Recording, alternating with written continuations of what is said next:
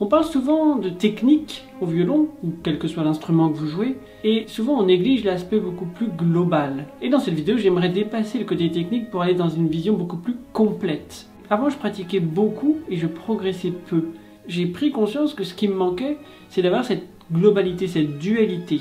C'est un peu comme avoir deux ailes, et les deux sont nécessaires pour voler, et elles doivent être de la même longueur. Et en fait, les deux ailes, l'une c'est technique, et l'autre c'est beaucoup plus introspective. C'est pas purement technique, mais c'est pas non plus seulement introspective. Donc c'est la dualité. Si on n'a que l'un ou l'autre, on ne peut pas voler librement. Donc dans cette vidéo, j'aimerais vous montrer l'autre aspect que je partage assez rarement. Quel que soit votre âge et votre niveau, vous pouvez dépasser un palier si vous construisez vos deux ailes de façon équitable. Bien sûr, sans une fondation technique stable, vous n'allez pas aller très loin. Donc ça, j'en parle dans les autres vidéos. Mais sans une compréhension beaucoup plus globale, en prenant du recul, il va vous manquer une structure pour utiliser toutes ces idées techniques indispensables. Et avec ça, vous allez pouvoir dépasser un palier dès cette année. Pas besoin que ce soit long ni laborieux, au contraire. Car bien souvent, ce qui cause encore plus de tort que le manque de compréhension et de précision technique, c'est les fausses croyances, qui empoisonnent notre pratique. Elles brouillent nos idées et ruinent nos efforts. Voici donc 20 croyances limitantes parmi les plus nocives. Et je pense que je suis un expert dans ce domaine parce que je les ai presque toutes eues. Mais bon, j'ai survécu, et aujourd'hui, je suis content de pouvoir vous partager ce que j'aurais aimé apprendre il y a des années. Et si vous pensez à une fausse croyance que j'ai oubliée, parce que je suppose que cette liste n'est pas exhaustive, dites-le moi dans les commentaires et ça fera peut-être l'objet d'une prochaine vidéo.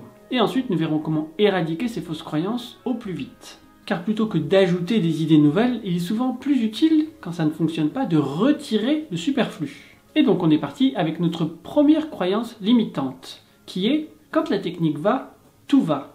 C'est ce que j'ai pensé pendant des années, jusqu'à ce que je comprenne que la technique et l'interprétation, une vision plus globale, plus profonde, plus interne et moins externe, sont nécessaires pour l'équilibrage, pour avoir nos deux ailes qui fonctionnent, pas juste une. Pour moi, quand ça ne fonctionnait pas, je focalisais encore plus dans la technique pour essayer de comprendre ce puzzle que je ne réussissais pas à résoudre, et en fait sans comprendre que ce n'est pas juste ça qui me manquait, mais surtout l'autre côté, que j'avais trop négligé par rapport à l'aile technique. J'avais trop focalisé sur celle-ci et pas assez sur celle-là, ce qui fait que j'avais une toute petite aile ici et une aile que je ne cessais de développer de l'autre côté. Donc ça fait un vol totalement instable et impossible en fait de prendre ma liberté. Je mettais tout sur la partition, j'élaborais des équations savantes pour au final me donner l'illusion de progresser.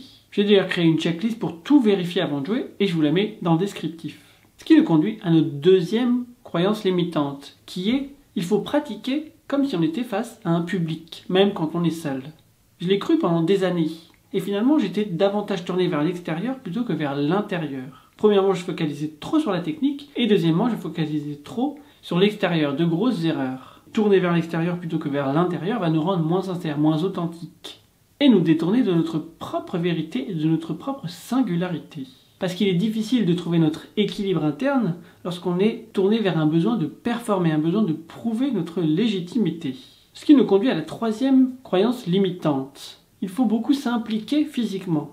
J'avais l'illusion de tout donner physiquement, je transpirais, je m'agitais, pour au final donner beaucoup moins que ce que j'aurais pu donner. Je transpirais beaucoup en pensant que c'était normal. Alors oui, si on est sous les projecteurs, il fait chaud, normal de transpirer un petit peu, mais si la transpiration vient de notre agitation interne, on est dans la mauvaise voie. Donc plutôt que de s'agiter et d'essayer de prouver et de performer, mieux vaut juste révéler notre propre sincérité en toute sobriété. Alors oui, je sais, c'est pas la tendance actuelle malheureusement, mais bon, je pense qu'on y reviendra. Et on retournera peut-être, je l'espère, vers les géants du XXe siècle qui avaient beaucoup plus d'authenticité dans leur jeu, je trouve. C'est mon opinion personnelle, n'hésitez pas à me dire ce que vous en pensez dans les commentaires. Ce qui nous conduit à notre quatrième croyance limitante. Il faut rabâcher jusqu'à ce que ça devienne presque une seconde nature. Alors que l'idée n'est pas de répéter, mais de le faire à chaque fois différemment. On n'est pas en train de refaire, on est en train de faire mieux, de devenir beaucoup plus conscient des moindres faits et gestes, sans oublier que le bon geste est agréable. Donc c'est vers ça qu'on va. On en parlera par la suite, mais c'est vraiment ça qu'on recherche. On n'est pas juste en train de jouer, on est en train de ressentir, on est en train d'aller plus loin dans l'épuration, dans la simplification. L'idée n'est pas de répéter, mais d'améliorer à chaque fois, même quand on est face à un public. Nous voulons aller encore plus loin dans la simplification de nos gestes et dans l'aspect très direct, très sobre. est très vulnérable. On aime bien s'exposer, prendre un risque. Même face à un public, nous devons aller encore plus loin dans la simplicité de nos gestes, dans l'intensité de nos émotions et dans l'écoute profonde de ce que nous produisons. C'est sans fin, nous devons aller toujours plus loin vers notre pleine conscience. Ce qui nous conduit à la 5e croyance limitante, qui est « si notre partie est bien, tout fonctionnera ». C'est ce que je pensais, je focalisais essentiellement sur ma partie, que ce soit avec piano ou en quatuor ou en orchestre. Je focalisais sur la partie de V1, V2 selon où j'étais, sans savoir ce que faisaient les vents, les percussions, les violoncelles, les chanteurs. Ça m'empêchait d'avoir la vision globale. On parlait tout à l'heure du puzzle, avec toutes les idées techniques, sans voir la vision beaucoup plus globale. On veut savoir ce que fait l'autre tout autant que ce que nous on fait, parce que sinon, quand l'autre se rajoutera, eh bien d'un coup ça nous déstabilisera. Si on joue avec accompagnement, ça veut dire que notre partie est incomplète. Donc on doit savoir ce que font les autres pour pouvoir la compléter et comprendre ce que le compositeur avait comme image. Et ensuite on peut reprendre notre partie et là il y a une cohérence. Sinon ce sera complètement incomplet et incompréhensible. Ça nous conduit à notre 6e croyance limitante qui est si on peut jouer lentement, on peut jouer rapidement. Alors oui, il faut commencer par travailler lentement, mais lentement et rapidement, c'est un peu la même chose qu'entre marcher et courir. Ce ne sera pas les mêmes muscles qui sont utilisés. Donc il faut commencer par marcher avant de faire un sprint, mais c'est pas la même chose entre un sprint ou un marathon. Donc il faut pratiquer les deux. Donc on commence lentement et progressivement on accélère le tempo. Et ensuite on revient à un travail lent pour revoir à nouveau les détails. Même si on connaît le morceau très bien, c'est toujours une bonne chose de revenir à un aspect beaucoup plus lent pour vraiment voir les choses en profondeur. D'ailleurs c'est un des professeurs à la Juilliard qui demandait à tous ses élèves de jouer 2 fois plus lentement, même les concertos, les caprices de Paganini, toutes ces choses très techniques, pour vraiment sentir avoir une pleine conscience de chaque note. Et ensuite, d'un coup on revient au tempo avec une vision beaucoup plus détaillée. Progresser, en revanche, est un marathon et non un sprint. On progresse un peu tous les jours. On n'essaye pas de progresser très vite, soudainement. C'est là qu'on progressera le plus vite. Donc, pratiquez un petit peu régulièrement plutôt que beaucoup occasionnellement. D'ailleurs, pour vérifier vos progrès réguliers, j'ai créé un résumé de toutes ces croyances limitantes que je vous partage aujourd'hui, que je vous mets dans le descriptif. Comme ça, vous aurez le PDF sous les yeux et vous pourrez vérifier que certaines ne reprennent pas le dessus et nuisent à vos progrès. Ce qui nous conduit à la 7e croyance limitante, qui est si nous sommes à l'aise dans notre salle de pratique, nous serons à l'aise partout. Et c'est faux parce que selon l'acoustique, et encore plus si on joue avec accompagnement, où là, comme on le disait, ça pourrait nous déstabiliser, et bien d'un coup, on voit les choses différemment. Dans une acoustique très réverbérante, on aura besoin d'un tempo plus lent pour articuler, parce qu'avec la réverbérance, d'un coup, ça se brouille un peu plus. Donc pour gagner en clarté, il faut baisser un peu le tempo. Alors que dans une acoustique plus sèche, entre une acoustique d'église ou une acoustique de salle de concert moderne, le tempo va vraiment changer. Sans parler de l'articulation, et des nuances, et de la mise en place. Donc tout ça, il faut vraiment le considérer. Donc si on pratique chez nous et qu'après on joue dans une église, d'un coup on va se sentir un petit peu bizarre. C'est normal, parce qu'on n'a pas pratiqué dans les bonnes conditions, on n'était peut-être même pas habillé pareil, peut-être que d'un coup on va avoir un nœud papillon qui va un peu nous déranger, des chaussures qui sont un peu plus rêches que quand on est en chaussons, ou en chaussettes, ou pieds nus. Donc je vous conseille de ne pas hésiter à faire votre général avec les habits du concert, pour vous mettre dans les conditions et ne pas être déstabilisé. C'est pour ça que les générales sont toujours sur place, pour pouvoir un peu vous familiariser avec l'acoustique. Ce qui nous conduit à notre 8e croyance limitante. Si chaque passage fonctionne bien, tout ira bien. Ça aussi, je l'ai trop longtemps cru, et je pratiquais très détaillé chaque passage, sans forcément tout enchaîner. Alors oui, tout enchaîner tout le temps n'est pas non plus une bonne idée, il faut savoir faire les deux. Comme on disait, le marathon et le sprint. Que l'un et que l'autre, c'est pas bon. Comme on disait avec les 2 L, que technique ou que introspectif, c'est pas bon. C'est toujours cette dualité. Donc là, c'est pareil, c'est vraiment cette dualité de pratiquer l'ensemble, d'enchaîner l'ensemble, surtout au début, quand on découvre la pièce, on déchiffre l'ensemble et ensuite, on focalise sur des passages isolés, puis on revoit l'ensemble, toujours avoir cette vision globale et le souci du détail. C'est un peu comme on voit chaque arbre, mais en même temps on voit la forêt. On ne voit pas juste chaque arbre, mais on ne voit pas non plus que la forêt. On veut toujours cette complémentarité, sinon il nous manquera quelque chose. Et si ce genre d'idée vous parle, n'hésitez pas à rejoindre mes abonnés privés. Je vous mets le lien dans le descriptif, c'est gratuit, c'est sans engagement, ça vous permet chaque mercredi de recevoir par email des conseils que je ne partage pas forcément dans mes vidéos. Ce qui nous conduit à notre 9e croyance limitante qui est, si on peut l'enchaîner, une fois, ça ira. Cela m'a également joué des tours. J'étais très perfectionniste, je le suis encore. Et donc le fait de le faire une fois, j'avais presque envie de le mettre sous le bocal et de plus y toucher. Et en fait, c'est complètement aberrant parce que, comme je vous le disais, dès qu'on change d'acoustique, on a l'accompagnement, on change de vêtements, d'un coup tout change et on est déstabilisé et évidemment ça marche plus du tout. Donc c'est bien de pouvoir l'enchaîner dans les pires conditions. Quand on vient de commencer à froid par exemple, donc c'est une bonne chose de commencer directement avec le répertoire plutôt qu'avec des gammes, juste pour voir le petit passage, c'est ce que faisait David Oistrakh, qui se levait le matin à 7 h et directement y passait au violon, avant même de prendre sa douche ou de petit déjeuner avec les passages les plus techniques, pour vérifier justement qu'est-ce qu'il en restait dans les pires conditions, quand il vient de se réveiller. Il ne s'agit pas de travailler trop longtemps dans ces conditions parce qu'on pourrait se blesser quand on n'est pas encore vraiment préparé physiquement, mentalement. Mais c'est bien, je pense, dans un moment où on n'est pas forcément au mieux de notre forme, de le faire et de voir ce qu'il en reste. Plutôt que de se dire, c'est bon, j'ai réussi à faire une fois, on n'y touche plus. Je veux pas être face à la réalité, en fait, de me rendre compte qu'en fait, ça marche pas si bien que ça, pas si bien que je le souhaite. Et qu'il manque encore des détails. Donc c'est toujours bien de chercher un petit peu la petite bête et de se dire, voilà, c'était pas mal, mais je pense que je peux aller plus loin. Parce que si quelque chose peut mal se passer, souvent, ça se passera mal. C'est la réalité des choses. Parce que réussir quand toutes les conditions sont optimales ne garantit vraiment pas de réussir quand les conditions seront différentes. Et si le jour du concert, on n'a pas bien dormi la veille? Et si on vient de s'engueuler avec notre copine? D'un coup, on est beaucoup moins bien. Ou juste on a le trac. Donc il faut toujours être préparé, c'est vers ça qu'on se prépare. Dans ces cas-là, on sera vraiment serein. Parce qu'on se dit que même dans les pires conditions, on est capable de le faire. Ce sera moins bien quand on sera au top de notre forme. Il y aura des concerts qui seront mieux que d'autres. Mais dans tous les cas, on sera jamais à 15% de notre potentiel. Si on a vraiment bien bossé, on peut être au pire à 60%. Ça reste quand même décent.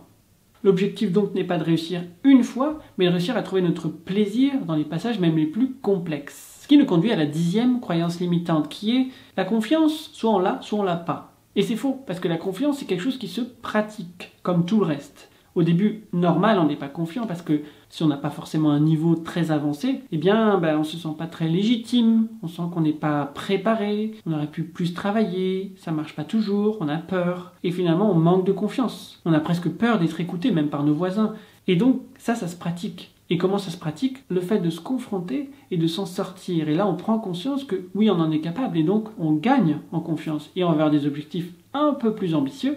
Et à nouveau, on réussit à trouver des solutions pour que ça fonctionne et on a gagné en confiance. C'est vraiment avec l'action qu'on gagnera en confiance. Donc on n'est pas né confiant ou pas confiant, disons qu'on devient confiant dans une nouvelle discipline à force d'avoir des résultats. Donc la confiance s'acquiert à force de pratiquer et d'ajuster et de progresser. Ce qui nous conduit à la 11e croyance limitante qui est l'audace. On l'a ou on l'a pas. Ça aussi, j'y ai beaucoup cru. Je pensais que j'étais pas quelqu'un d'audacieux. Et en fait, à force de le pratiquer, on prendra des risques et on y prendra plaisir. Et ça se pratique dans la salle de travail. Évidemment, c'est pas sur scène qu'on va commencer à prendre des risques. Mais c'est important de se rendre compte que ça devient plaisant. C'est un peu comme marcher sur un fil, un funambule. Au début, c'est inquiétant, on a peur de tomber.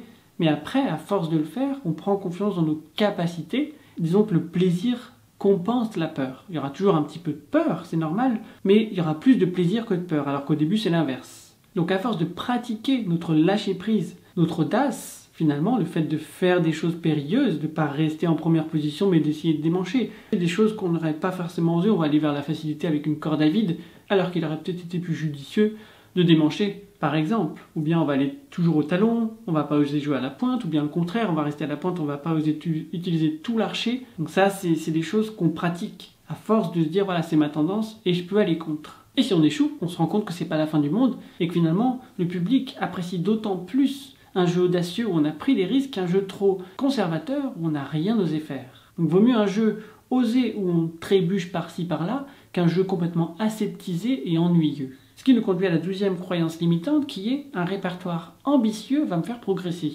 Ça aussi, je l'ai très longtemps cru et j'ai envie de dire c'est pas une mauvaise chose de se confronter à des répertoires qui sont au-dessus de notre niveau. Ça montre qu'on est ambitieux et qu'on a envie de faire des choses et c'est une très bonne école pour prendre conscience de nos limites et de nous booster l'enthousiasme de se dire je suis capable de jouer cette pièce parce qu'elle me plaît, même si j'en ai pas encore le niveau technique, en travaillant je l'aurai. Et ça c'est très enthousiasmant. Par contre de faire que des choses trop ambitieuses ou vraiment des choses qu'on n'est pas capable de faire, ça peut être très frustrant. Donc je pense que c'est vraiment un équilibre de jouer un petit peu de choses au-dessus de notre niveau, mais pas non plus trop au-dessus qu'on n'est pas capable d'enchaîner 3 notes. Et en plus de faire des choses qui sont à notre niveau pour pouvoir sécuriser les choses et gagner et progresser. Donc on fait un répertoire très ambitieux qui nous stimule et un répertoire à notre niveau qui nous permet de pratiquer et de progresser. Donc je pense qu'il faut à nouveau cette dualité pour être au mieux de nos capacités. Ce qui nous conduit à la 13e croyance limitante qui est rester dans un répertoire facile me rassure. C'est un problème de se contenter de ce que l'on maîtrise déjà.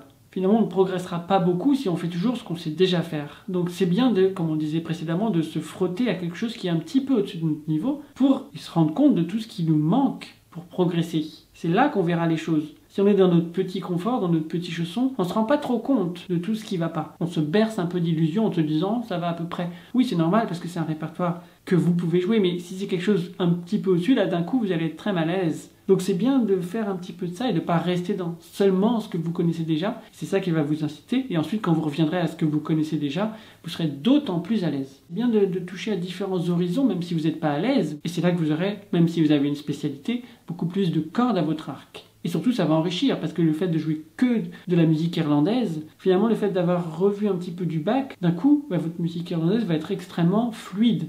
Ou si vous faites que du Bach, essayez de faire de la musique irlandaise pour voir une vision plus moderne de ce genre de musique. Ce qui nous conduit à notre 14e croyance limitante qui est « En public, je perds tous mes moyens ». Non, vous en perdez une partie, ce qui vous déstabilise et vous en fait perdre une autre partie. Ce qui vous déconcentre et engendre un cercle vicieux. Mieux vaut donc se préparer au pire lorsque nous pratiquons car oui, si quelque chose peut mal se passer, ça va mal se passer. À nous de pratiquer en conséquence. Espérer que tout ira bien est assez naïf. Il faut toujours mieux se dire que si tout se passe mal, si l'accompagnateur ralentit, accélère ou se trompe, ça ne nous déstabilisera pas. Donc il ne faut pas se dire que si l'audience est silencieuse, ce sera bien. Si la lumière n'est pas dans mes yeux, ce sera bien. Si l'acoustique n'est pas trop sèche, ça ira. Non.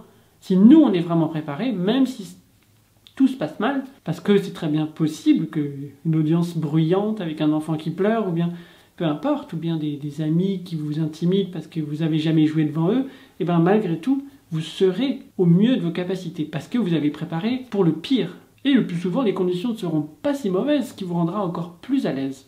Si ce genre de conseils vous aide, n'hésitez pas à liker cette vidéo pour aider ma chaîne à grandir. Ça ne vous coûte rien, mais ça m'aide bien. Ce qui nous conduit à notre 15e croyance limitante qui est « Pratiquer et jouer sont deux choses différentes ». Non, on joue comme on pratique. Si nous pratiquons notre pleine conscience et notre lâcher-prise, en public, nous reproduirons ce comportement naturellement. Que l'on soit seul ou en public, il faut conserver cette attitude introspective et non démonstrative. Comme nous le disions, il ne faut jamais jouer comme si on était en public. Et même si on est face à un public, il ne faut pas être tourné vers le public, plutôt tourné vers soi-même pour être beaucoup plus sincère, beaucoup plus authentique. Et ensuite, notre message sera d'autant plus percutant. Ce qui nous conduit à notre 16e croyance limitante qui est « Pour bien jouer, il faut y aller franchement ». Non, au contraire, il faut garder l'impression d'en faire le minimum pour épurer nos gestes au maximum. Ça aussi, j'aurais aimé le comprendre plus tôt. Moins, c'est mieux. Moins de gestes, moins d'efforts, moins de transpiration, moins d'agitation, moins de crispation. Et à nouveau, retirer est souvent plus utile que d'ajouter. C'est l'erreur que je faisais après un concert décevant. Je voulais rajouter des choses, plutôt que de supprimer tout ce qui ne fonctionne pas. Donc j'ajoutais plus d'heures, plus d'efforts, plus d'idées, sans penser à retirer mes comportements inappropriés. Ce qui nous conduit à la 17e croyance limitante. Le plaisir viendra avec les compétences. Ça aussi, je l'ai cru très longtemps, que quand je serai bon, j'aurai du plaisir. Grosse erreur, c'est quand on a du plaisir qu'on devient bon. Le plaisir est à l'origine de nos progrès. Ce n'est pas nos progrès qui sont à l'origine de notre plaisir. Donc c'est soit un cercle vicieux, parce que plus on se donne du mal et on est dans la souffrance, et moins on progresse et donc plus on est dans la souffrance, soit un cercle vertueux, où plus on est dans le plaisir, plus on progresse, et donc plus on est dans le plaisir, et donc plus on est fier de nos progrès, et ainsi de suite. Donc il faut vraiment prendre les choses dans cet ordre-là. Si on n'a pas de plaisir en pratiquant, c'est qu'on se trompe, c'est qu'on fait quelque chose de mal. Et donc, plutôt que de pratiquer davantage pour progresser, il faut pratiquer différemment. Parce que dans le labeur et la souffrance, nous restons très en dessous de notre potentiel. Ce qui nous conduit à la 18e croyance limitante qui est « pratiquer est la clé pour progresser ». Non, pratiquer mieux est la clé pour progresser. Faire plus d'heures n'apportera rien d'autre que de la fatigue et de la frustration et des tensions, si nous ne réglons pas tout ce qui doit l'être. Rabâcher est nuisible. À la place, il faut ressentir et pratiquer notre pleine conscience et notre lâcher-prise. Et c'est là que pratiquer nous permettra de progresser. Parce qu'à force de juste rajouter des heures, nous finirons par manquer de fraîcheur d'esprit et de discernement. Et nous ferons des choses qui ne sont pas très appropriées, ce qui nuira à nos progrès. Et en fait détruira le travail que l'on a fait précédemment. Et ça nous conduit à la 19e croyance limitante qui est, pour progresser, il faut jouer en concert. Pas forcément. C'est bien de se confronter à un public, occasionnellement, mais pour progresser, il faut surtout se confronter à soi-même. Jouer en public est un beau défi stimulant, ou terrifiant pour certains, mais c'est pas ça qui remplacera ou qui permettra notre pleine conscience. Au contraire, parfois on est tellement focalisé sur ce que va penser le public de nous, qu'on n'est pas du tout dans une démarche introspective, mais beaucoup plus démonstrative. Donc finalement, de jouer en public va nous détourner de notre propre vérité. Donc c'est bien de le faire parfois pour voir un peu où on en est, mais pas avant d'avoir quelque chose d'assez abouti à présenter. C'est l'erreur que je faisais, je présentais quelque chose qui souvent était en total chantier, et donc à part me frustrer, ça n'avançait pas à grand chose. Donc je pense que c'est beaucoup mieux de prendre le temps de se préparer vraiment avant de vouloir aller en public. Et moi j'avais tendance à faire l'inverse, de vouloir tout de suite aller en public, presque pour avoir un objectif stimulant, parce que j'étais pas forcément épanoui dans ma pratique, donc j'avais envie d'avoir un objectif de jouer en public. Et en fait, c'est pas prendre les choses dans le bon ordre, parce qu'il faut déjà être en accord avec soi-même avant de se confronter à un public pour partager tout ça. Mais s'il n'y a rien à partager, inutile d'y aller. Parce que c'est pas de jouer en public qui va améliorer nos problèmes rythmiques ou nos problèmes de sonorité. Ce qui nous conduit à notre 20e et dernière croyance limitante qui est « Quand je serai capable de jouer en pensant à tout ce que j'ai établi, ce sera bien ». Non, jouer en pensant plutôt qu'en ressentant fait que tout sera là sauf l'essentiel, le naturel. Il faut incorporer toutes les idées techniques et ensuite prendre le recul pour s'exprimer. Donc on utilise encore une fois cette dualité entre des idées techniques précises pour savoir ce qu'on fait quand même, et ce recul, cette dualité avec le côté beaucoup plus introspectif où on met ça ensemble pour avoir nos deux ailes de la même longueur. On ne peut pas juste se préoccuper d'une ou de l'autre. Si vous voulez recevoir en plus des conseils pour progresser chaque mercredi, par email, cliquez le lien abonné privé dans le descriptif. Donc maintenant qu'on a vu les croyances, comment pratiquer pour les éradiquer ? Je vais donc vous donner 7 clés à pratiquer pour jouer au mieux de vos capacités. La première clé, c'est le geste est plus important que la note. Ça veut dire que la démarche est plus importante que le résultat. Donc même si on se trompe, c'est pas forcément ce qui est le plus important. Et même si on ne se trompe pas, c'est pas ce qui est le plus important. Finalement, il vaut mieux se tromper avec sincérité que de ne pas se tromper en n'étant pas très aligné avec nous-mêmes. Donc finalement, ce sera un coup de chance, on ne pourra pas le reproduire à chaque fois. Et en plus, ça sonne creux. Il y a quelque chose de très synthétique, de très superficiel, de pas très naturel. Il faut vraiment mieux y aller franchement, quitte à se tromper, et pratiquer notre audace, notre singularité, notre sincérité, plutôt que d'y aller un petit peu en hésitant. Parfois on a de la chance, parfois non, mais on ne pratique pas vraiment, et donc on ne progresse pas. Donc il faut mieux être dans le ressenti interne et de sentir que le bon geste est agréable à produire. Et donc si on a de l'inconfort, si on a de la tension, si on a quelque chose d'asymétrique, si on n'est pas bien, quel que soit l'instrument que l'on joue, c'est qu'on fait quelque chose de mal. À l'époque, j'avais souvent mal au dos. Je pensais que c'était naturel, parce que le violon, c'est assez asymétrique par nature. Ça me paraissait normal. En plus, on porte l'instrument. Mais en fait, non, c'est pas normal. Et aujourd'hui, je peux jouer des heures sans avoir mal, parce que, justement, j'ai pratiqué les aspects techniques, d'angle, d'inclinaison, de placement, toutes ces choses-là. Et en plus, j'ai ce ressenti interne, et surtout, le geste est agréable. Quand on pense rien qu'à ça, déjà, on fait des gestes beaucoup plus naturels, et donc, on a moins mal. Donc ça, c'est la première des choses, la première des clés. Je n'ai pas le temps ici de parler de tous les détails techniques, de placement, d'inclinaison, d'angle et de tout ça, qu'il faut élaborer si on veut éviter justement des tensions et de jouer avec un son un peu étriqué, ces gestes qui ne sont pas très naturels ni très stables. Donc j'ai créé tout un catalogue de formations que je vous mets dans le descriptif. Ce qui nous conduit à la deuxième clé pour vous aider à progresser, qui est quand on joue, on ne se juge pas. Ça aussi, c'est quelque chose qui m'a beaucoup limité. J'étais très dur envers moi-même et dès que je jouais, j'étais toujours en train de me critiquer. Et c'est une mauvaise chose parce que finalement, on se braque, on se fait du mal et on ne progresse pas parce qu'on voit tout ce qui va mal. Donc, de prendre du recul et de jouer et de juste constater avec bienveillance, c'est beaucoup plus utile pour progresser. Donc ça partait d'un bon sentiment, j'avais envie de progresser, donc j'étais extrêmement dur envers moi-même, sans me rendre compte que ça ne progressait pas et que j'avais toujours cette sonorité un petit peu forcée.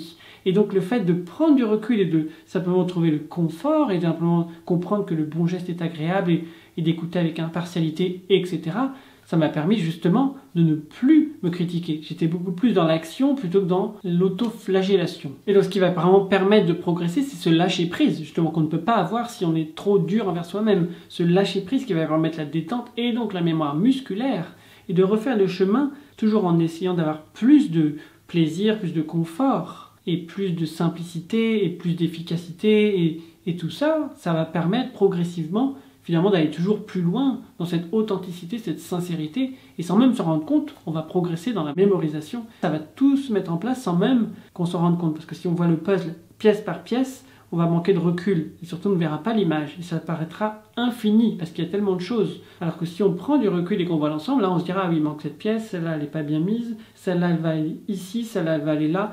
D'un coup on peut vraiment progresser, parce qu'on n'est pas en train de regarder les choses trop détaillées. Et ensuite, une fois qu'on a l'image, là on peut plus rentrer dans les détails. C'est comme je disais, avec l'arbre et la forêt. On voit l'arbre, mais également la forêt.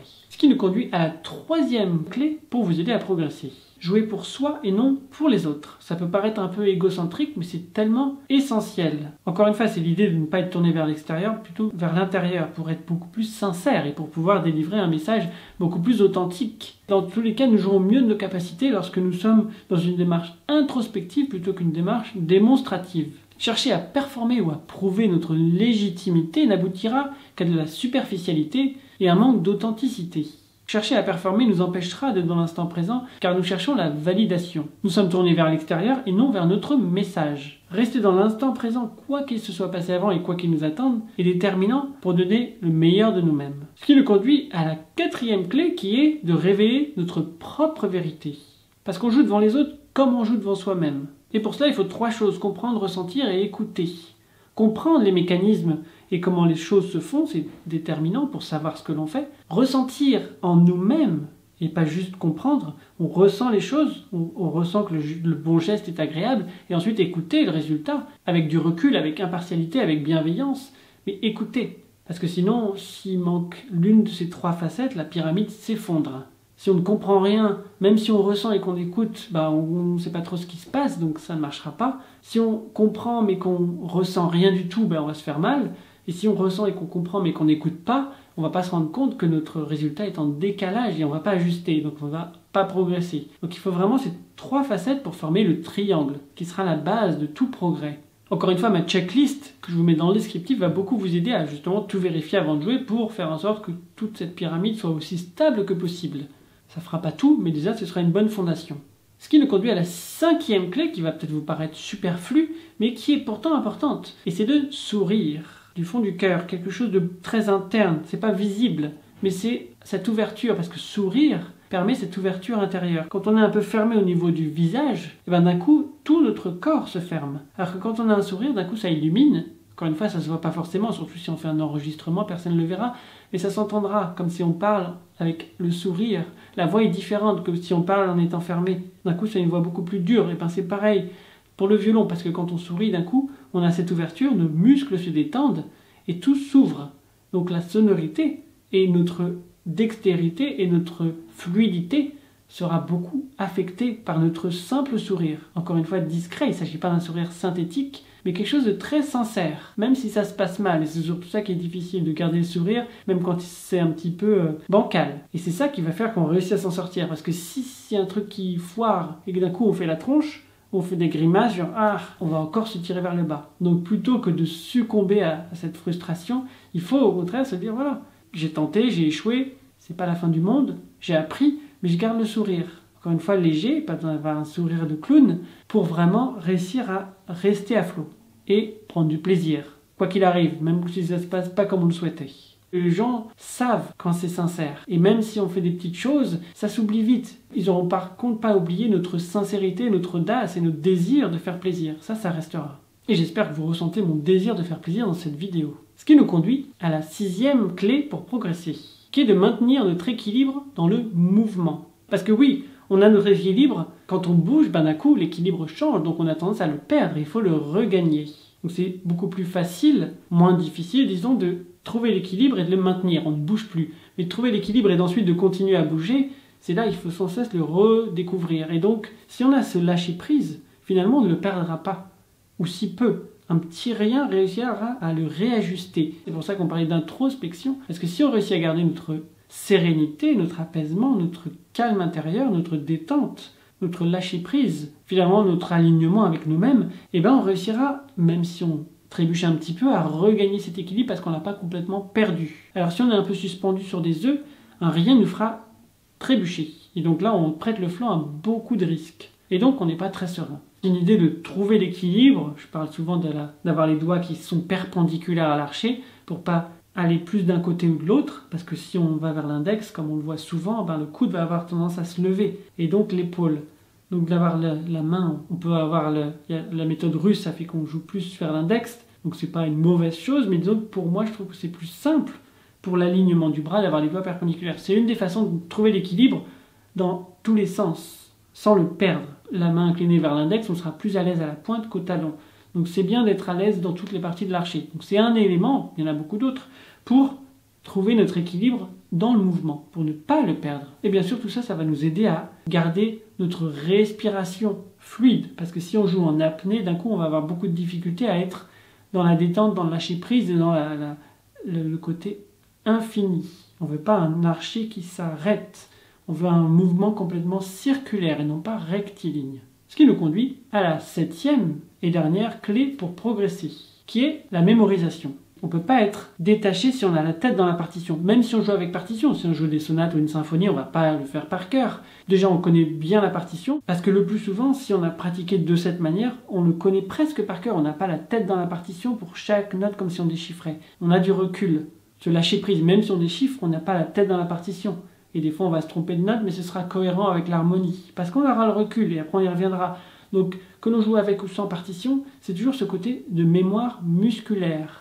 Et de mémoire auditive, parce que si on n'est pas capable de chanter la mélodie, c'est qu'on ne l'a pas vraiment incorporée. Si on est juste capable de la jouer parce qu'il y a la mémoire musculaire qui nous aide, sans pouvoir la chanter, c'est qu'il nous manque la mémoire musculaire. Et donc il faut les deux. Il faut être capable de le chanter sans le jouer, et il faut être capable de le jouer en le chantant intérieurement.